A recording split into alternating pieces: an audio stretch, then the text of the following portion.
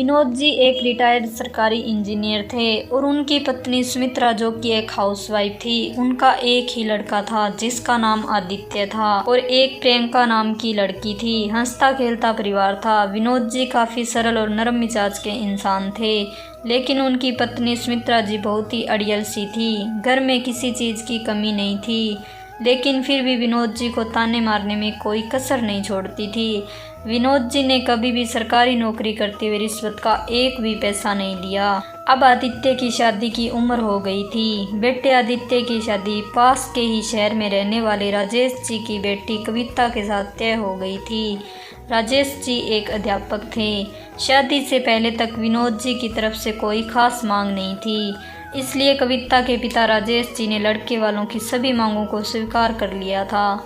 कविता एक सीधी सादी घरेलू लड़की थी। विवाह की सारी तैयारियां शुरू हो गई।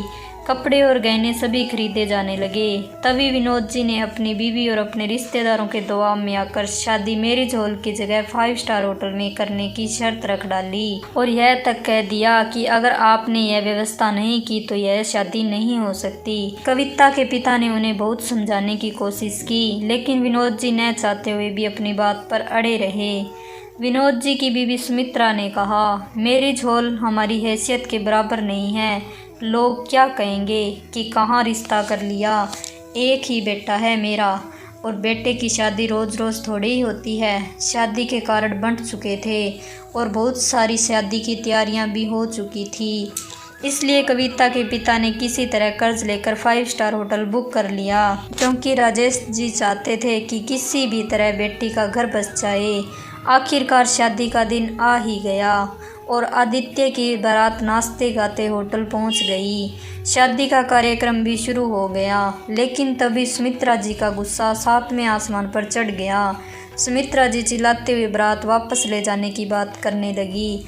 कविता के पिता ने उन्हें समझाते हुए कहा कि समदन जी, आप बिन वजह नाराज़ हो रहे हैं। आप पहले मेरी बात तो सुन लीजिए। आपके बताए अनुसार ही हमने सारी व्यवस्था की थी, लेकिन होटल वालों का कहना है कि कुछ लड़कों ने बहुत सा खाना बर्बाद कर दिया, जिससे खाना कम पड़ गया। शादी विवाह में तो यह सब हो जाता है। सुमित्रा जी ने कहा, आपके यहाँ होता होगा, लेकिन हमारे यहाँ नहीं होता। अब क्या मेरे रिश्तेदार भूखे रहेंगे? सुमित्रा जी ने गुस्से में कहा। कविता के पिता और उसके भाई ने किसी तरह स्थिति को संभाला और शादी हो गई। और शादी करके कविता अपने ससुराल चली गई। लेकिन कहते हैं ना, मांगने वाले का पेट कभी नहीं भरता। शादी के बाद भी कविता के ससुराल वालों की मांगें ख़त्म नहीं हुई। कविता ने इस बारे में जब अपने पति आदित्य से बात की तो उसने कहा, मैं इस सब के बीच में नहीं पड़ना चाहता। दहेज की इस लेन देन ने एक बेटी को उसके माता पिता भाई बहन के प्यार से दूर कर दिया था। कविता शादी के बाद कभी अपने मायके नहीं जा सकी।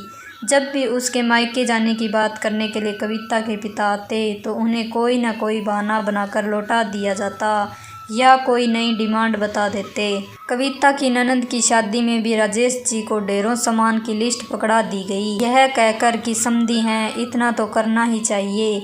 कविता के पिता भी बेटी के प्यार और उसका घर बसा रहे थे। इस वजह से बिना सोचे समझे सब करते जा रहे थे।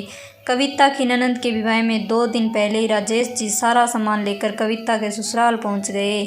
सामान को देखकर कविता की सास बोली, ठीक ठाक ही है, हमें क्या पता था कि आपकी पसंद ही ऐसी है, नहीं तो हम लोग खुद ही पसंद कर लेते। ना साड़ियों का रंग अच्छा है, ना गहने की डिजाइन, और गहने भी कितने हल्के हैं। बेटी के लिए तो कभी आप दिल खोलकर खर्चा ही नहीं करते।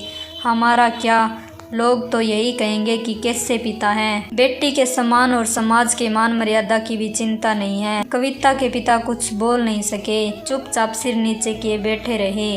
लेकिन आज सारे रिश्तेदारों के सामने अपने पिता की बेइज्जती कविता बर्दाश्त नहीं कर पाई और बोली, मम्मी जी, समाज की मान मर्यादा की चिंता क्या सिर्फ मेरे पिताजी को या मेरे मायके वालों को ही होनी चाहिए? क्या आप लोगों को इस बात की कोई चिंता नहीं होनी चाहिए? सारे रिश्तेदारों के सामने आपने यह तो कह दिया कि यह अच्छा नहीं, वह अच्छा नहीं, यह नहीं लाए, वह नहीं लाए, लेकिन क्या मेरे पिताजी से एक बार भी उनका हाल चाल या समाचार पूछा? किसी ने भी उनसे चाय नाश्ते के लिए भी पूछा? नहीं पूछा ना, क्योंकि आप लोग मेरे पिताजी को अपना समधी नहीं बल्कि नौकर समझते हैं और मुझे तो इस घर में एक काम वाली बाई से भी कम समझा जाता है। जब जिसके मन में आया मुंह उठाकर कुछ भी कह देता है। कुछ खराब हुआ तो कविता और कुछ अच्छा हुआ तो आप लोगों ने किया। कविता का इस तरह जवाब देना सुमित्रा जी को बहुत बुरा लगा, और वह भी जब पूरा घर मेहमानों से भरा हो। सुमित्रा जी ने गुस्से में चिल्लाते हुए कहा, देखा समधी जी, ऐसे तेवर हैं आपकी लाडली के। वह तो हम जैसे लोग हैं जो इसको झेल रहे हैं। अगर किसी और के घर में होती तो कब का घर से बाहर निकाल देते, और आप समझते हैं कि हम लोग ही बुरे हैं। अपनी लाडली को मुँह चलाने के साथ कुछ अच्छा संस्कार भी दे देते तो अच्छा होता। यह सब क्या हम अपनी बेटी को नहीं दे सकते? आप लोगों की तरह कंगाल थोड़ी हैं कि शादी में बारातियों को खाना भी नहीं खिलाएं। ले जाइए आप यह सब। हमने तो यह सब इसलिए कहा था कि प्रियंका के ससुराल वालों को यह न लगे कि उसकी भाभी के मायके वाले भी किसी से कम नहीं हैं। लेकिन आपकी बेटी ने जो आज हमारी बेइज्जती की है, उसके बाद हम कविता को यहाँ नहीं रख सकते। आप यह सारा सामान और अपनी बेटी को लेकर जाइए। कविता के पिता राजेश जी ने सुमित्रा जी को समझाने की कोशिश की, लेकिन वह कुछ सुनने को तैयार नहीं थी। धीरे धीरे बात बढ़ती ही गई। तभी वहाँ कविता के ससुर और उसके पति आदित्य भी आ गए।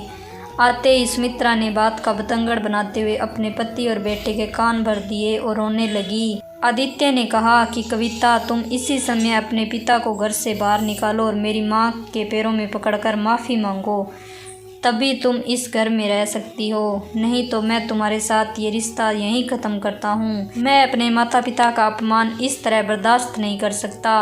कविता ने कहा, बहुत अच्छे विचार हैं तुम्हारे आदित्य।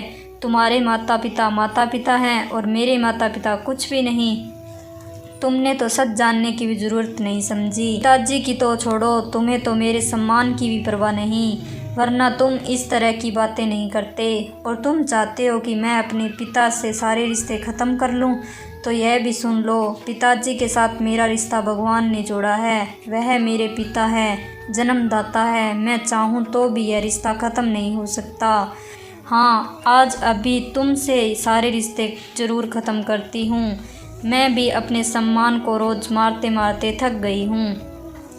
अब और जिंदा लाश बनकर नहीं रह सकती, और रहूँ भी किस लिए ऐसे घर में जहाँ मेरी कोई कदर नहीं, मेरी सेवा मेरा प्यार का कोई मोल नहीं। सिर्फ तुम्हारे घर वालों की सेवा करती रहूँ और तुम्हें बिस्तर का सुख देती रहूँ। क्या मेरा सिर्फ इतना ही वजूद है तुम्हारी नज़रों में? मैं आज इससे भी ख़त्म करती हूँ। और हाँ आदित्य, मांग में सिंदूर तो कोई भी भर देता है, लेकिन जो दिल के खालीपन को भरे वही सही मायने में जीवन साथी होता है।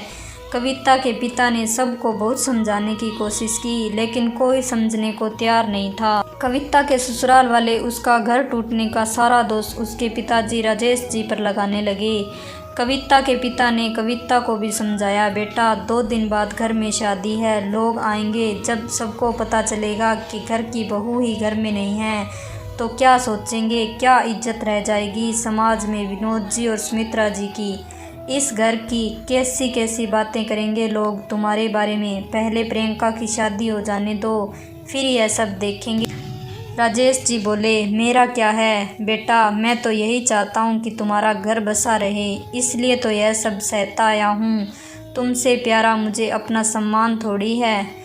अपने पिता की बातें सुनकर कविता के आंसू नहीं रुके, लेकिन आज उसने अपने पिता के और अपने सम्मान से कोई समझौता नहीं करने का सोच लिया था। कविता अपने 2 साल के छोटे बच्चे और अपने पिता का हाथ पकड़कर उस घर को छोड़कर चली गई। कविता के जाते ही लोग उसके बारे में उल्टी सीधी बातें बनाने लगे। आदित्य और उसके माता पिता सहानुभूति के पात्र बन गए, लेकिन समय सबके साथ न्याय अवश्य करता है। जो तकलीफ कविता और उसके मायके वालों ने सहा, आज उसी का समय ने जवाब दिया। प्रियंका की बारात आई तो सही, लेकिन दहेज को लेकर बहस हुई, और बहस इतनी बढ़ गई कि बारात बिना दुल्हन लिए ही वापस चली गई। लड़के के पिता ने यह कहते हुए बारात वापस मोड़ दी कि जहां औरतें फैसला करती है, वहां की लड़की को वो कभी अपने घर की बहू नहीं बनाएंगे। यह कहना उचित तो नहीं होगा कि जैसी करनी वैसी भरनी, क्योंकि एक और बेटी का घर इस दहेज के दानव ने निगल लिया। एक और परिवार का सम्मान बिखर गया। ऐसे ही ना जाने कितने घर इस दहेज के दानव ने निगल लिए, कितनी जिंदगी बर्बाद कर दी और कितनों को जिंदा जला दिया। कब तक और क्यों हम इस दानव को पालते रहेंगे?